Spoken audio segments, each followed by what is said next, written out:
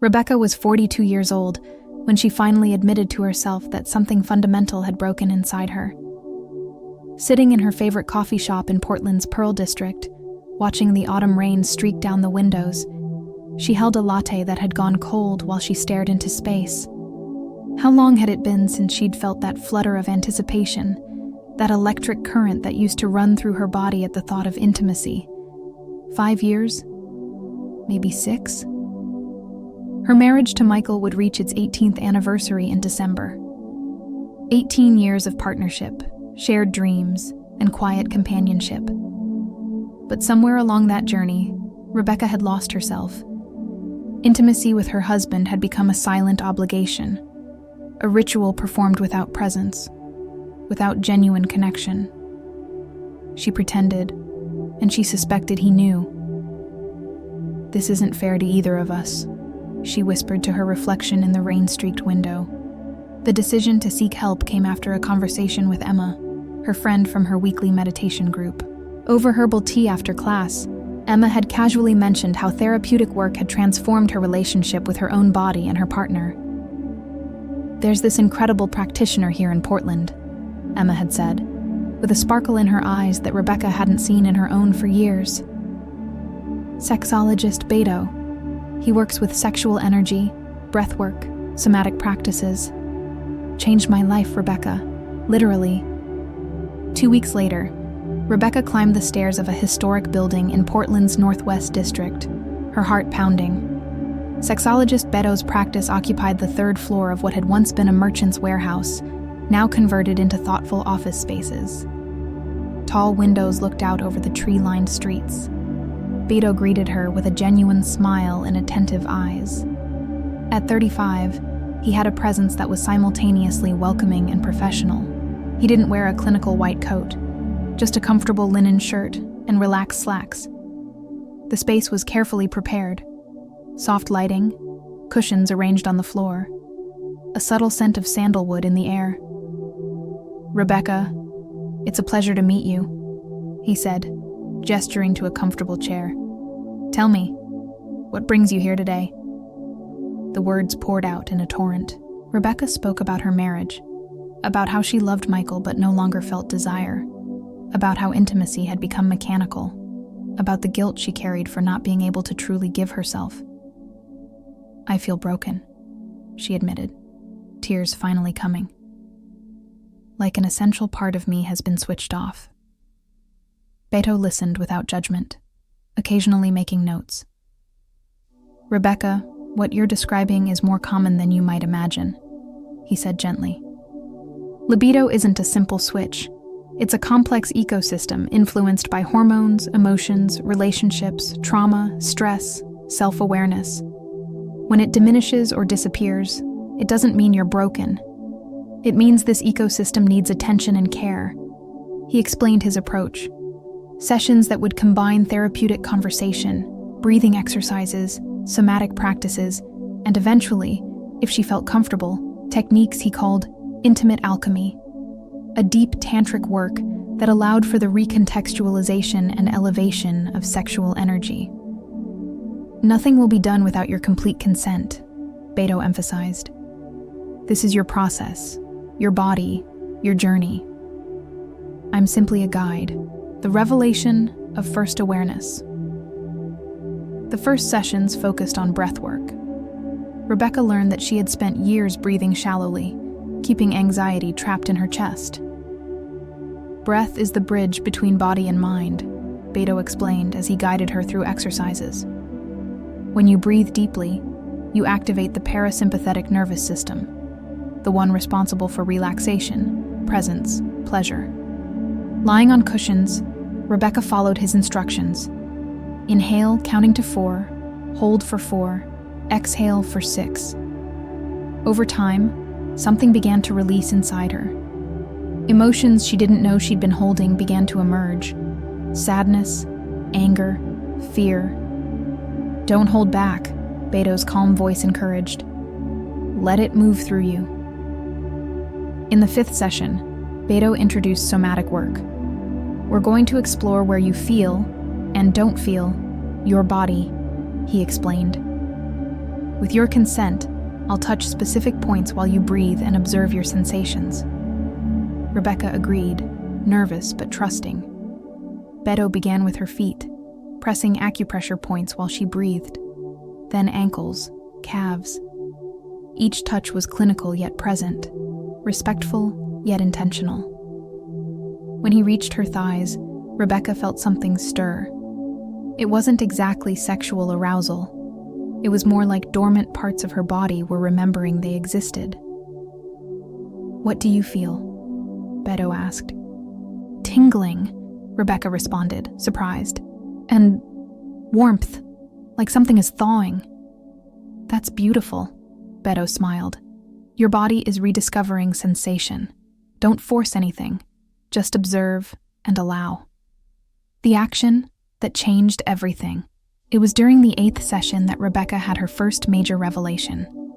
Beto had guided her through a deep meditation, focusing attention on her pelvic region, simply observing, without judgment, without expectation. "Don't seek arousal," he instructed. "Just feel the life pulsing in this part of your body.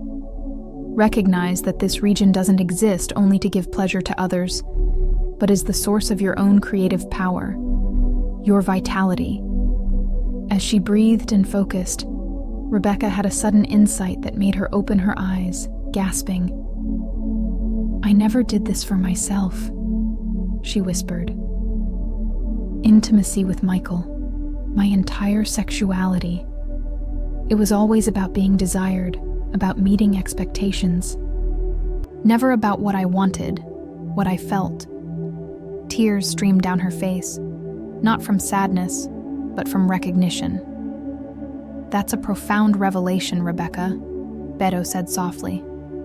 "Many women live performative sexualities, shaped by external gaze. Reconnecting with your own desire, your own sensations, is revolutionary." That night, Rebecca had an honest conversation with Michael for the first time in years. She told him about the sessions, about what she was discovering. "I love you," she said, holding his hands. "But I need to relearn how to love myself first. I need to discover what I want, not just respond to what you want." To her relief, Michael understood. "I knew something was wrong. I just didn't know how to help," he admitted. "Do what you need to do. I'm here." The path to intimate alchemy. The following sessions deepened the work. Beto taught Rebecca about the chakras, energy centers that, according to tantric tradition, influence different aspects of human experience. The second chakra, located in the pelvic region, governs not just sexuality, but creativity, the pleasure of living, the capacity to flow with life, he explained while guiding her through visualizations.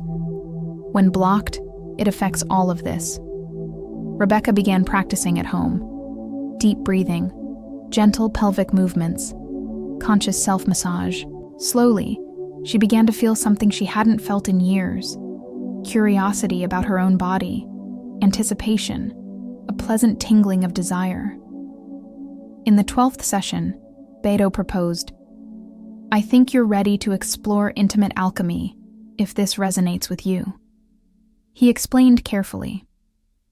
Intimate alchemy was a tantric practice where, through conscious touch, synchronized breathing, and total presence, sexual energy would be awakened, moved through the body, and elevated to higher energetic centers. It wasn't about orgasm or performance, but about deep reconnection and consciousness elevation. "It's delicate and sacred work," Beto emphasized. "It requires absolute trust. You have complete autonomy over how far it goes, and we can stop at any moment." Rebecca felt her heart race, but also a calm certainty. "I trust you, and I'm ready to trust myself." The alchemy. The intimate alchemy session began differently. The space was prepared with candles, the scent of roses in the air. Soft music of drums and Tibetan bowls created a ritual atmosphere. Beto guided her through preparation, herbal bath, meditation, intention setting. "What is your intention for this work?"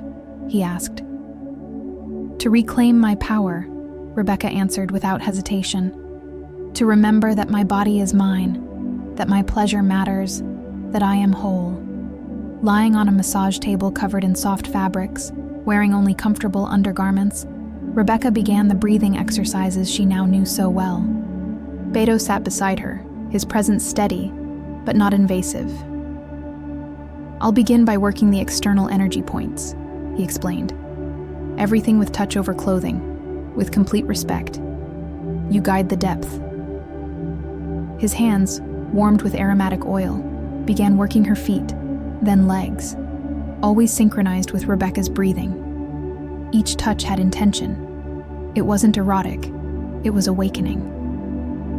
When he reached the pelvic region, Beto placed one hand over Rebecca's lower abdomen, still over her clothing. Breathe into this hand, he instructed. Imagine energy accumulating here, like a golden ball of light. Rebecca focused, and for the first time in years, she felt something extraordinary. A pulsation, a warmth, a living presence in that region she had neglected for so long. Now we're going to move this energy, Beto said softly. Breathe deeply, contract your pelvic muscles, and imagine this golden light rising up your spine. She followed the instructions. On the first attempt, nothing happened. On the second, she felt a small wave. On the third, it was as if a river of warm energy rose up her spine, exploding in her chest.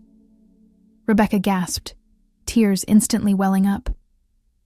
What do you feel? Beto asked, keeping his hand steady on her abdomen. Joy, she whispered, amazed. Pure joy, like I've found myself again. The session continued for another hour. Beto guided her through cycles of awakening and elevating energy, teaching her to consciously move this vital force through her body.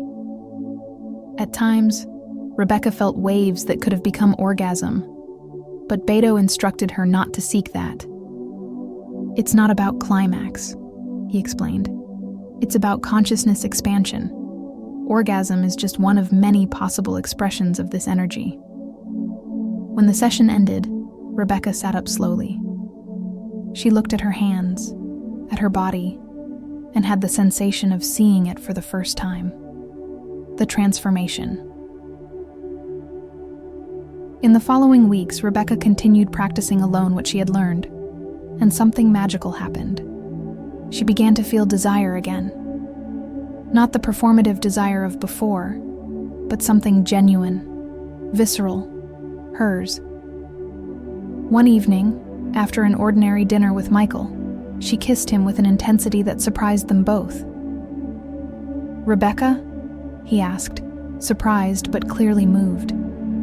I want you, she said simply. Me. Not because it's expected, not because it's my obligation, because I genuinely desire. The intimacy that night was different from anything they'd shared in years. Rebecca was present, aware of each sensation, communicating what she wanted, taking up space. And Michael, perceiving the change, responded with renewed attention and care.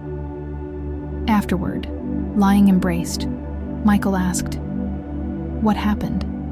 You're different." Rebecca smiled in the darkness. I stopped doing things out of obligation and started living from desire. I started choosing myself. Epilogue. 6 months later, Rebecca sat again in her favorite coffee shop, watching the Portland rain. But this time, there was a vitality in her that radiated from within. The work with sexologist Beto had concluded, but what she learned remained. Intimate alchemy wasn't just a technique. It was a life philosophy.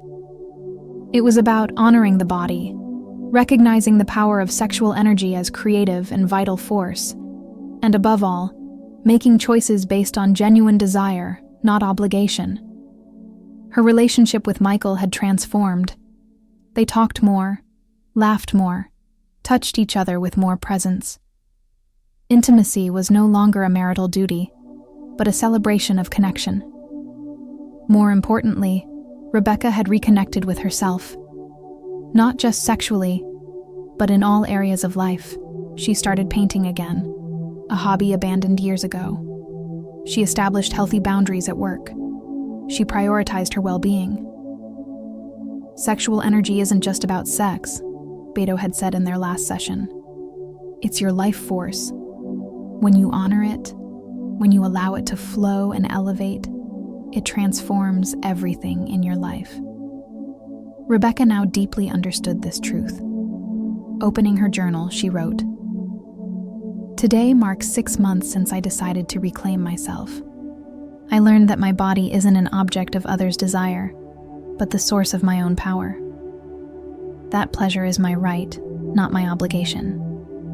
That when I choose from authentic desire instead of imposed obligation, everything transforms.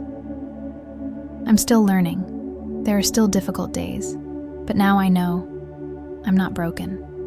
I never was, just asleep. An awakening was the most beautiful revolution of my life." She closed her journal and looked out at the rain-soaked streets of Portland, feeling the cool air through the window. Inside her, a golden energy pulsed, alive, awake, hers. Rebecca had found herself again, and that made all the difference.